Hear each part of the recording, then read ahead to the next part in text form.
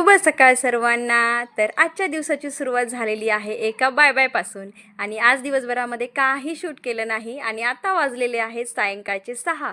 तर इथे चाललेली आहे उद्याची तयारी। शेंगा खोडून घेतल्या, त्यानंतर कारलं कट करून त्याला स्वच्छ पाण्यामध्ये धुवून घेतलं आणि त्यामध्ये हळद, मीठ आणि थोडंसं लिंबू टाकून आपल्याला रात्रभर असंच ठेवायचं आहे।